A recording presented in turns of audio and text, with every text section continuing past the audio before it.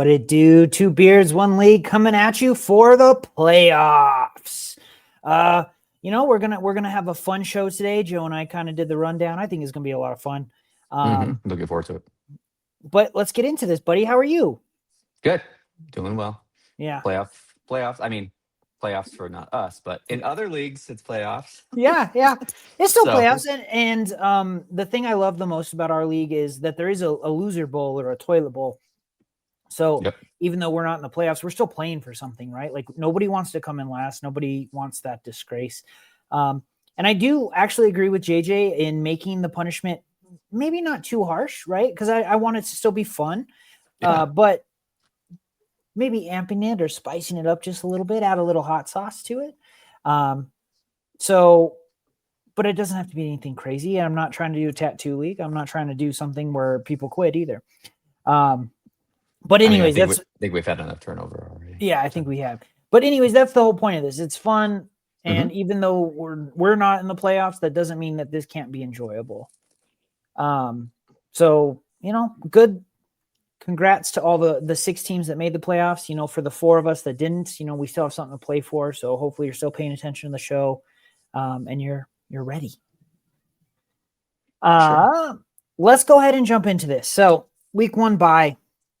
So obviously the Beat Steve segment not happening because I lost. I'm not in it. You're in the you're in that bottom 4 with me. So okay, you came up with the idea. I loved it. Hey, make something for the 2 people who made a buy or who got a buy. So I did. I made a little something. Didn't come out 100% how I wanted it because I should have made Jacob's a little more yellow and less gold. But yeah, it's okay. Aaron and Jacob got first and second. I thought it was kind of fun for Aaron. He came in last place last year. And this year, first place bye week, he's already guaranteed a top 4 spot. Yep. Good for him. And then Jacob feels like he's just always there. It feels like every year he's in the top 4. And most of the time he's the other person getting the bye week. Like Mike makes the comment every year. I'm sure he makes it to you. Jacob never lets talent fall. It's one of the most frustrating things about drafting near him. It is. Why do you think we lose to him every year? I agree. Jacob did a great job. So congrats, Aaron. Congrats, Jacob. Happy for you guys. You get the bye week. You get to kind of sit back and not have to worry about it. What I will say from a fantasy perspective, because I still love to give information, Yahoo posted this, and I actually 100% agreed with it. If you have a bye week this week, bench all your players, because if somebody goes down on IR, you can drop them and pick somebody up that is maybe still available. Yep. I loved that thought. I thought it was a great idea. I mean, I hope nobody on your team gets hurt, but injuries do happen. Why not have that option? Yep. All right. So again, congrats to them. What we're going to do next, we're going to get into playoff matchups. So because there's only 2 games this week, we're going to dive into both of them. We'll look at them and then we'll move on. So first and foremost, you'll see it on the bottom. We have Sarah versus Ryan. I'm pulling up the matchup now. As you can see, it's close. It's 140 to 135 in Ryan's favor right now. But just like you and I have done all year, I thought it'd be fun to kind of go through it and see, who you think has the advantage, who doesn't. So I'm going to let you start off on this one because, Sarah's my wife. I'm going to have a little bit of bias, but Ryan's my cousin. So there's a little bias in both family sides, involved, right? And I have no bias against any of them. Exactly. So it's fair. No, I mean, just looking at the matchups, it looks like it's super close. Like Ryan has everyone, as does Sarah, which is great to see. No injuries that I can see anywhere. I really do like the matchup that Sarah has with Hurts and Olave. Gibbs has got a tough matchup, I think, against the Rams, but Ryan has tough matchups as well. I'm like, the Chiefs have not been the Chiefs lately, and who knows? And it's a division game. It's a division game, so who knows how the Chargers are going to play? So that's tough. Jamar Chase, I think, will be fine. I'm like, Baltimore's defense is showing its Jamar Chase. It was one of those things. I forget exactly the exact stat, and I forget who I saw it from. So take it with a grain of salt. But they were talking about how Jamar Chase has averaged 25 points against Baltimore in his last 4 games. That's crazy. Yeah. So there's always the chance that Jamar Chase just goes off. But because are we picking teams? Yeah. Yeah. So I'll make my pick too, but honestly, I love Ryan. I do, but I love the fact that Sarah made the playoffs this year in her first year. I'm like, and she's the 3 seed. And she's the 3 seed. Well, 3 seeds don't matter. If it was a bye, it'd be better. But I think I'm going to go with Sarah this week. I hope that she can make it as far as she can go. Because again, I'm super happy for her that she made it to the playoffs in her first year when she was only supposed to be managing the team for the first year. We can't kick her out now, though. So yeah, that's what I'm going with. So I agree. I think Ryan even texted me. He said, my team lives and dies by the Chiefs. If the Chiefs have a bad game, my team's losing. Yep. Patrick Mahomes, Rashee Rice, Travis Kelce. That's a rough matchup. It is against, a division rival. It is in Kansas City though. So a little bit of an advantage there. And Kyren Williams isn't going to carry or he's going to carry in this game because I don't think Detroit has a great run defense. However, I do agree with you. I think Jalen Hurts needs a comeback game after having an interception and a fumble on one play and 5 total turnovers. Like he's going to come back, I think, a little bit with a vengeance. I actually love the Jalen Waddle versus Pittsburgh game. I agree with you with Chris Olave. She also picked up Dalton Kincaid, who's seems to be, when he's in the lineup, Josh Allen's target, his go-to. Yeah. In the red zone. So while I think this could go either way, I really do. There's certain things I just don't love. I don't love Michael Pittman with Daniel Jones out, right? Are we trusting Phillip Rivers? I'm not. I'm not even starting Tyler Warren this week. I'm not playing this week, but if I was, I'm not going to. Yeah, you wouldn't be starting him. I get it. Tony Pollard versus San Francisco. Again, don't love it. So I really feel like Ryan's team is going to be on Patrick Mahomes, Rashee Rice, Jamar Chase, and Travis Kelce. And it's hard to put your whole team on 4 people, where Sarah has a few weaknesses. Jerry Jeudy, Shadir Sanders looks good, but he's kind of hit or miss.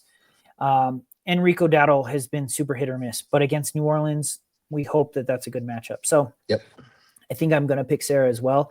But I do think this matchup is going to be close. I think so too. I don't think it's going to be a runaway either way. All right. So the next one is actually going as we speak. It's Let's Bench Everyone versus Power Rangers. So, the 2 people in the league who do just sit their whole Robert, I love it because he always changes his name for JJ. I love that he changes his name every time he plays JJ. Last time it was Set Your Lineup Already. This time it's Let's Bench Everyone. Robert has 3 players going tonight: Bucky Irving, Kyle Pitts, and Chris Godwin. Obviously, JJ has no one going tonight. It does make it very difficult to pick a winner. So we have to kind of guess, probably playing Brock Bowers, Christian McCaffrey, Woody Marks, Amon-Ra. T. Higgins, I don't know if he plays. He got another concussion in the last game. It says it gives him a chance, but I don't know if he plays, honestly. That's his second concussion in 3 weeks. It's as much as everybody gives Tua a hard time, this is one of those ones where I feel the same. I just don't know if he can go. Is he going to start Joe Burrow against Baltimore? Is he going to start Josh Allen versus New England? He probably goes Joe Burrow. On the other side of it, Robert's hurting a little bit, but he's got Tet McMillan. Harold Fannin looked really good. Omarion Hampton's back.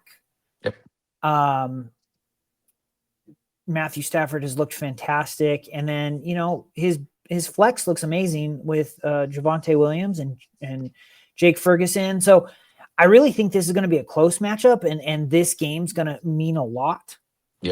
Because if Kyle Pitts does enough and Bucky Irving does enough, he doesn't need a ton from Chris Godwin. Nope, not at all.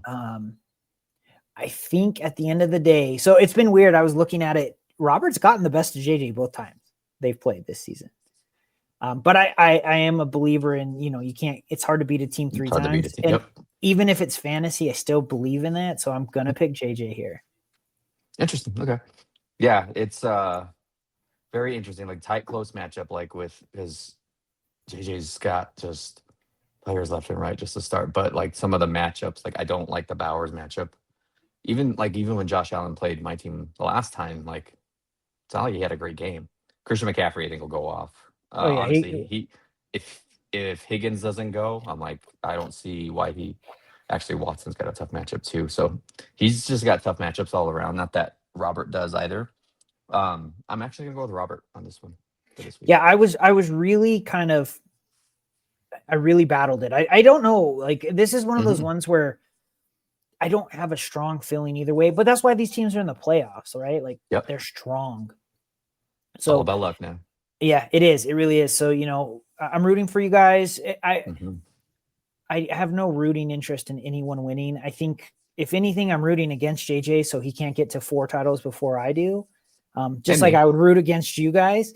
But I'm hoping that it's good and it's fun and everybody just has a good time with it. For sure. All right. So now that we've done the playoffs and we've kind of run down scenarios, we know who's in first. Toilet bowl reminder. So I created an image for this. The 4 people in there are Steven versus Mike and Joe next week and Terrence versus Brandon next week. So if you lose next week, and we'll go over this again, but if you lose next week, you are playing in the toilet bowl. If you win next week, you are not in the toilet bowl.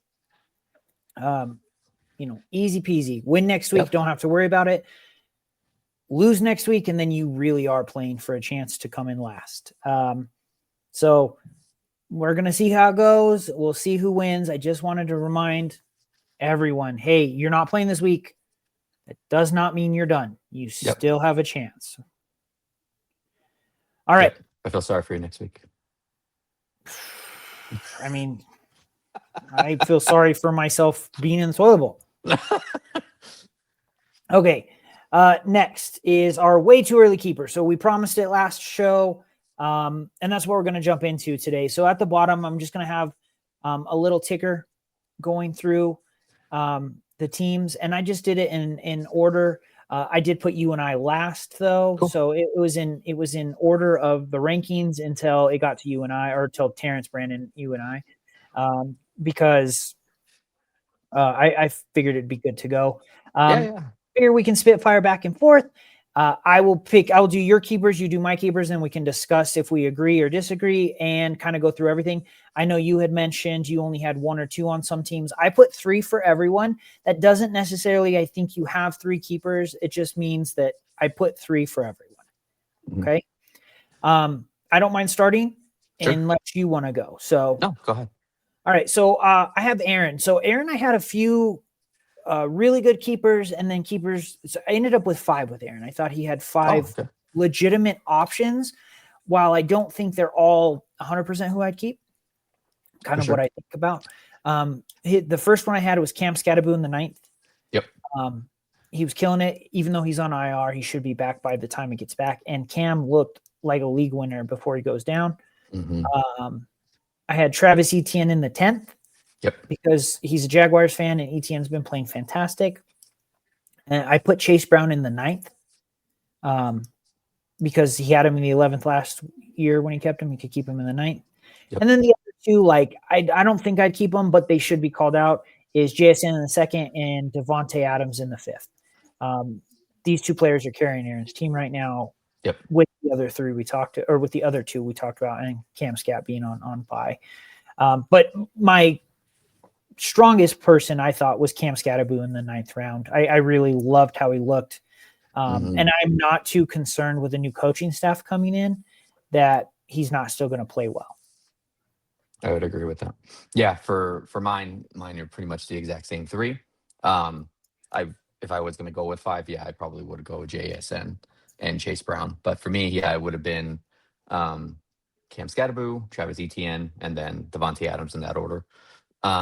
Scatterboo and Etienne, like both running backs, before Scatterboo got hurt, like you were saying, he was killing it. Etienne is doing very well. So, and how I look at keepers is I look at the round value more so. And as of right now, like if we were to draft, like that would be a great keeper for one of those 2. Well, I'm a big fan of keeping value positions, right? Yep. So like I want to keep wide receivers and running backs in the later over other positions purely because I want to not have to worry about it. Right. Yep. Like if I keep Cam Scatterbu, I guaranteed have an RB2 in the ninth round. Yep. And it's what Definitely. Jacob did this year. He kept it's James Conner in the 6th. Mm-hmm. But then when Jonathan Taylor's still sitting there in the 3rd round, you go, oh, okay, yeah, I'll take Jonathan Taylor because if he's my running back 3, that's fine. I don't care. I have more wiggle room. I don't have to draft a receiver. I don't have to draft a running back because I already have one. But if value's there, I can take it. Mm-hmm. I agree. So next up, I do have Jacob. I was going to let you start on this one. For sure. Yeah. So for me, this was one of the ones where I kind of had a little bit trouble like finding keepers. Like James Conner was a great keeper, but unfortunately he got hurt this year. But I also noticed that he has Trey Benson, which I probably would have considered a keeper, but he's been hurt all year too. I actually do like Tucker Kraft. I know you were saying you'd rather keep a wide receiver and so he doesn't have Tucker Kraft on his team anymore. Oh, well, because that's what I looked up. He did have George Pickens in the 5th. Yeah, George Pickens was one of my other ones, and I was honestly going to say where he is Jonathan Taylor. I'm like Jonathan Taylor probably going to be the number 1 running back next year. Getting him in the 3rd round, I'm like, that's great value right there. I actually agree with you. So I had Benson on there as my honorable mention. But yeah, I agree. I thought Jonathan Taylor, he was my number 1, 3rd round pick. Mm-hmm. Jacobs, I mean, we do a lottery ball system, so there's always a chance Jacob ends up in the top half of the draft. However, the fact that he's got the bye week, he's most likely going to be near the bottom. Yep. And in the 3rd round, near the end of the draft, getting the Jonathan Taylor, great value. Mm-hmm. I do think there's a caveat in Daniel Jones. They haven't looked the same. Daniel Jones has made the Colts offense work. Yeah. I don't know if he's out, if the team works as well. That's fair. So I'm not saying Jonathan Taylor is a bad keeper. I'm just saying we need to look at what the quarterback situation becomes, because just like last year with Sam Darnold, the Vikings looked amazing.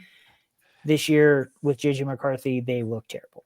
So, and I don't trust Anthony Richardson as much as I trust Daniel Jones, which is weird to say, but it's how I feel. Mm-hmm. So I do agree with you, though. I agreed. I thought Jonathan Taylor was who I thought he should keep to. Mm-hmm. So next was Sarah.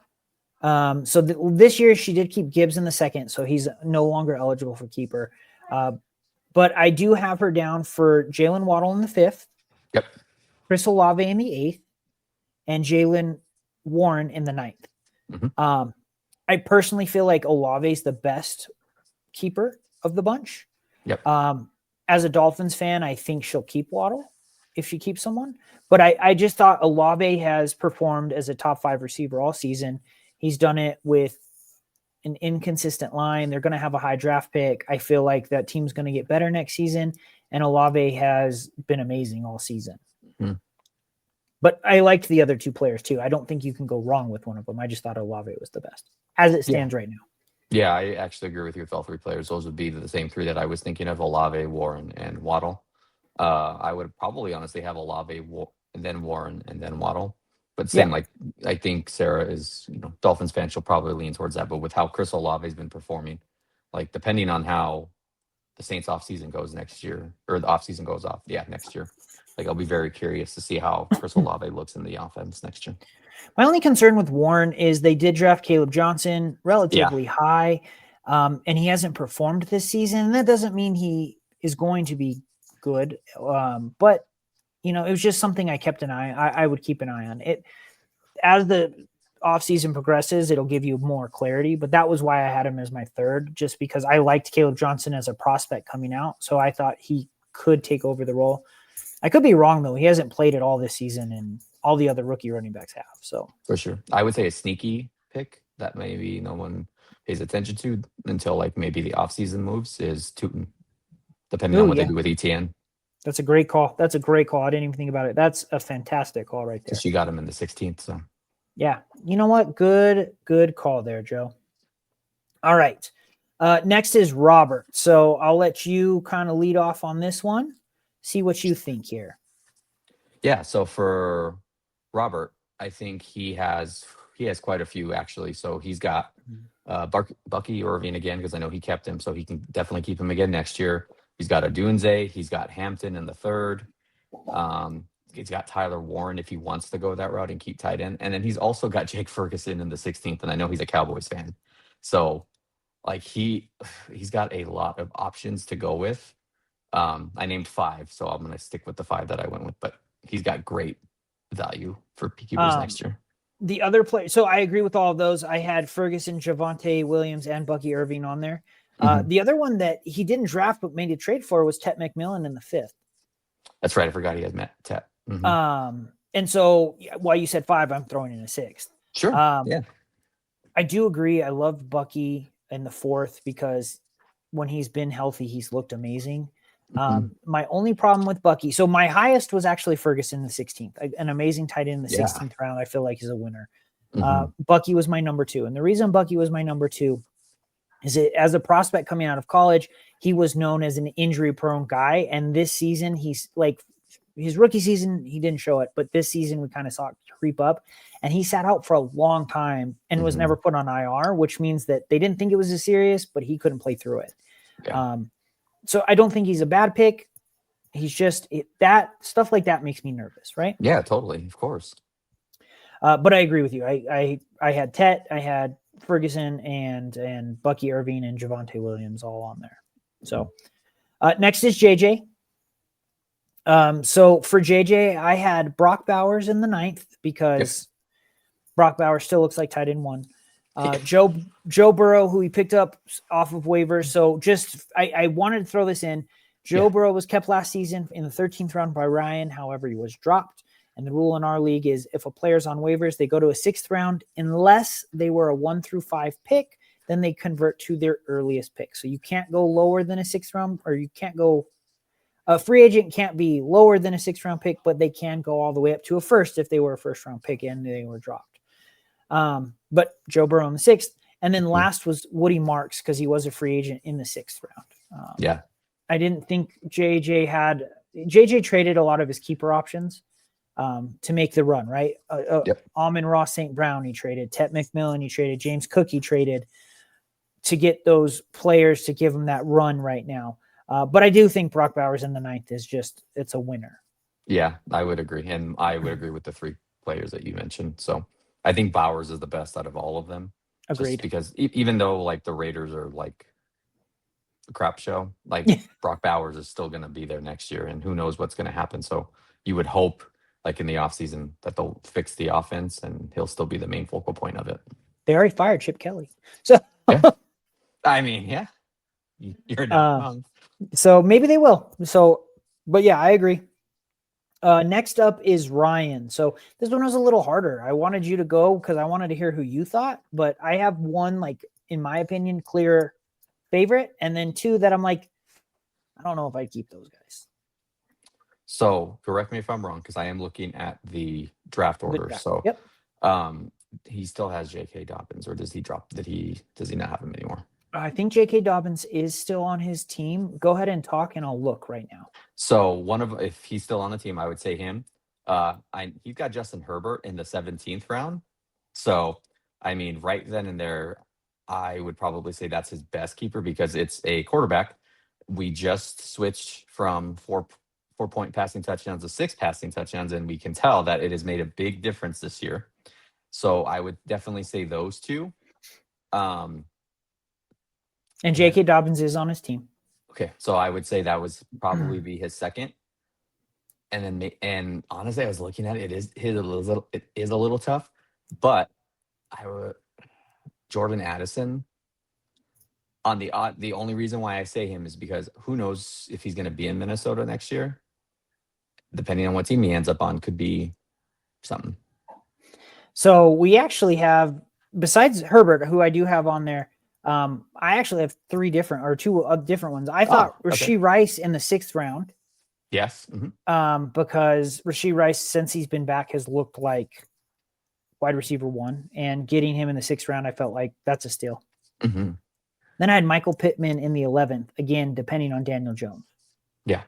So how I had it ranked for him was Rashee Rice, and especially knowing he's a Chiefs fan, like you get to keep one of your favorite players on your team in the 6th round. Then I had Justin Herbert because, like you said, 17th round is just that's great. Yeah, killer great value. It's like you don't have to worry about your quarterback the entire draft. It's like the last pick of the draft. Oh, there's your Your quarterback. quarterback. Okay, you're done. Yeah. And then I had Michael Pittman because he has been a surprisingly good player this year. But I do think it's Rashee Rice first, in my opinion. Yeah, that's fair. Because I agree with you about Pittman, but my worry is Daniel Jones. Daniel Jones. If he's going to be there next year, like it's an Achilles injury, so even if he's still on the roster, I'm like he's not going to play until probably around this time. Well, they're hoping that he's back for week 1. But even if that's the case, let's say best case scenario, he's ready for week 1. He misses all of training camp. He misses all of preseason, and he gets to he's supposed to just start back where he was. And he wasn't looking great his last 3 games. They were on a 3-game losing streak. So it's hard. Yeah. And it depends on who they're going to bring in. Like, maybe they might give Anthony Richardson another chance, but I see them adding another quarterback in the offseason, like a Mac Jones or something like that. Cause Phillip Rivers isn't going to be there next year. So no. Well, and that tells you how they feel about their roster, right? Like I know Anthony Richardson's still on IR, but they're not confident in what they have. And maybe they do look in the draft and get a quarterback, but could be. Yep. And we've seen a ton of quarterbacks lately make team changes. Look good. Daniel Jones, Sam Darnold, Sam Darnold, Geno Smith, all have looked fantastic. Mac Jones even looked fantastic in San Francisco. So, could go either way. For sure. Next is Terrence. So, I'm going to be honest with this one. This is who I think he should keep, and then who I think he is going to keep because we're probably going to align on the same. Yep. Okay, so I think his keeper should be Judkins in the 10th round. Yep.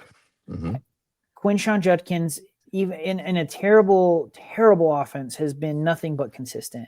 He's a guaranteed RB2 with RB1 upside. Yep. And then I do have him. He could keep Goff as a potential keeper in the 11th. Mm-hmm.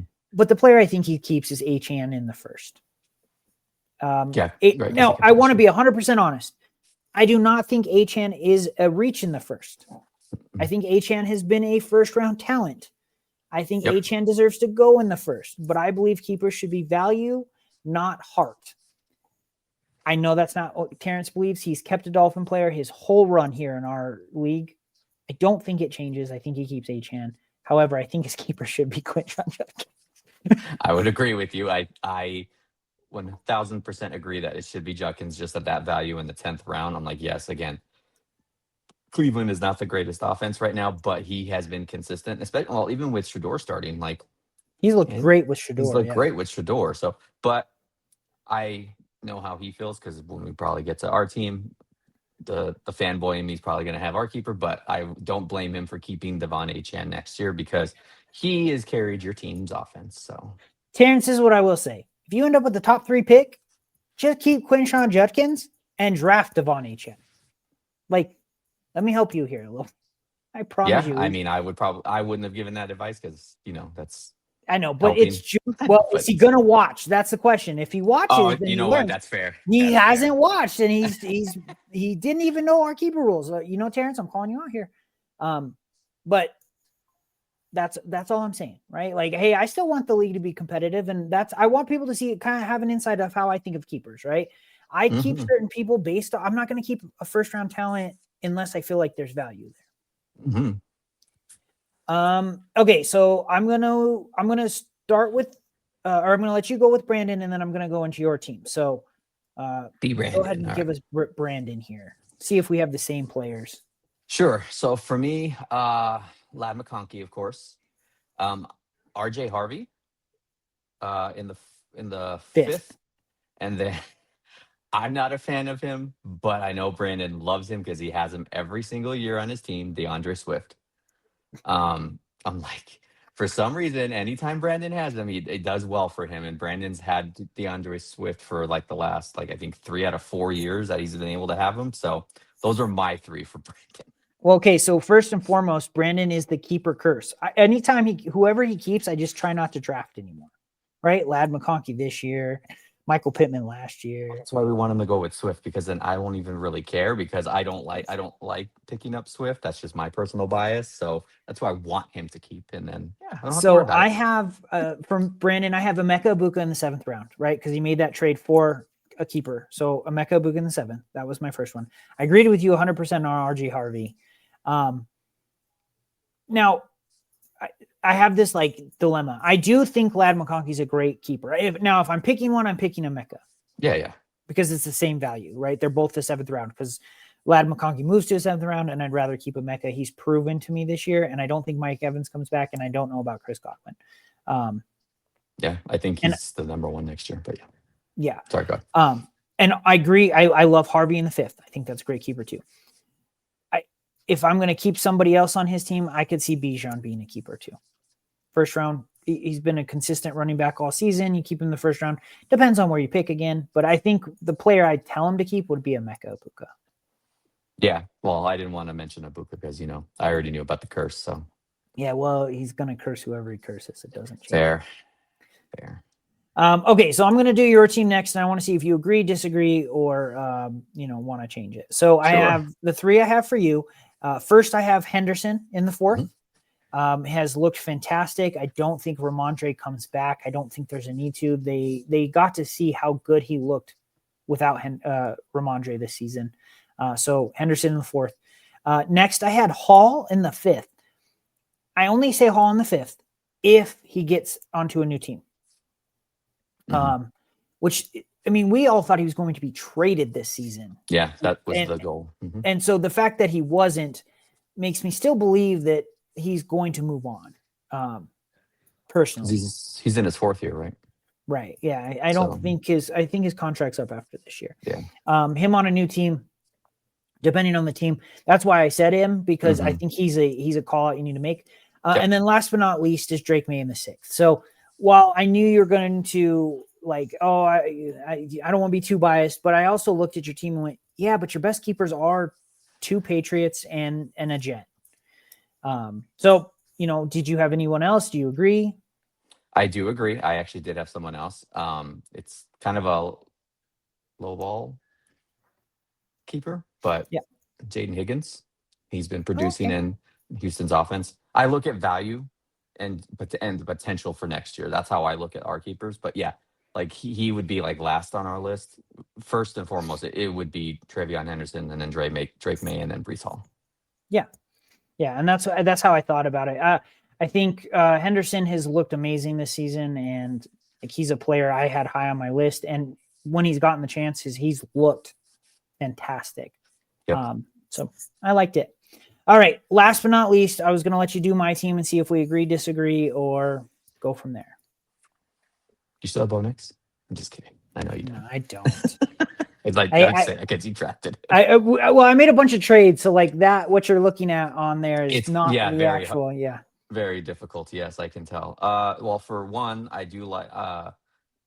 Again, I look at potential for next year and all that stuff. So one of your players on my list is Luther Burton.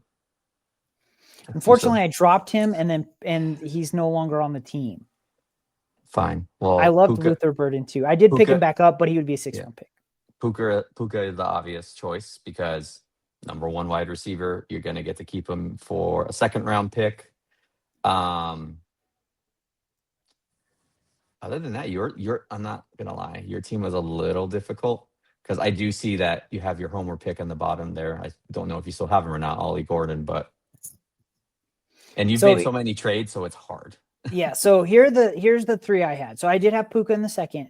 I had James Cook in the 4th because I made that trade with JJ. And so that was who I had as my highest, right? Number 1 running back in the 4th round. And then I have Tyler Warren in the 8th. So again, that's right. I love the Tyler Warren option. Depending on the offense. I hate that. Yeah. So if you would have told me before Sunday's games when Daniel Jones went down, Tyler Warren was my keeper. It was predetermined. I just knew it. Since then, it has changed a lot, right? So it is for me Tyler Warren has probably fallen to the bottom, and it's between James Cook and Puka Nacua. That's a tough decision for you. But I'd rather have a tough decision than the decisions I've had in the past where I've just been like, I'm keeping that guy because I have no other choice. Yeah, fair. James wrong Cook in the decisions for a reason. right. There's a reason my name is Wrong Decisions. If you put a gun to my head and you said you got to pick today, I'd pick James Cook in the fourth. Because while I love Puka, Devontae has kind of stolen his. Last week's game was fantastic. Up till that point, Devontae had been stealing all his touchdowns. And I don't 100% know if Stafford's going to continue to be back.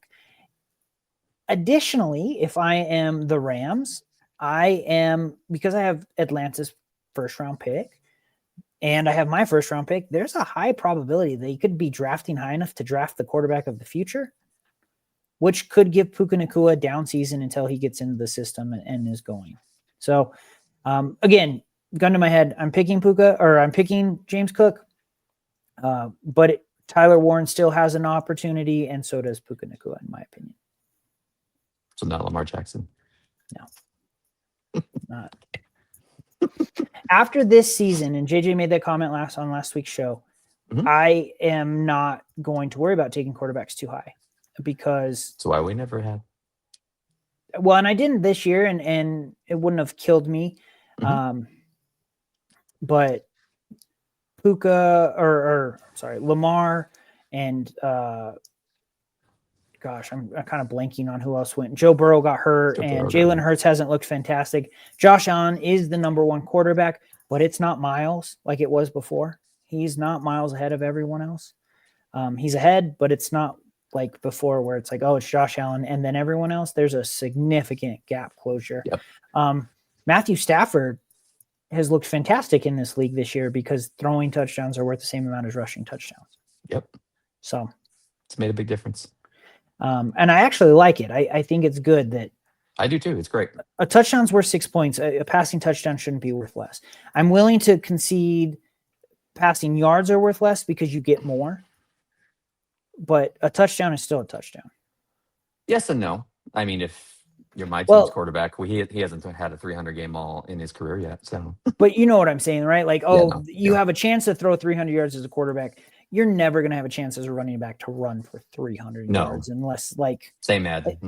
Yeah, well, even in, I think the NFL record, and that's when they ran all the time, is 286 yards, and it's like Adrian Peterson. So if the NFL record is 286, I'm never going to make it like, hey, a passing yard should be 25 yards for a point. So yeah, for sure.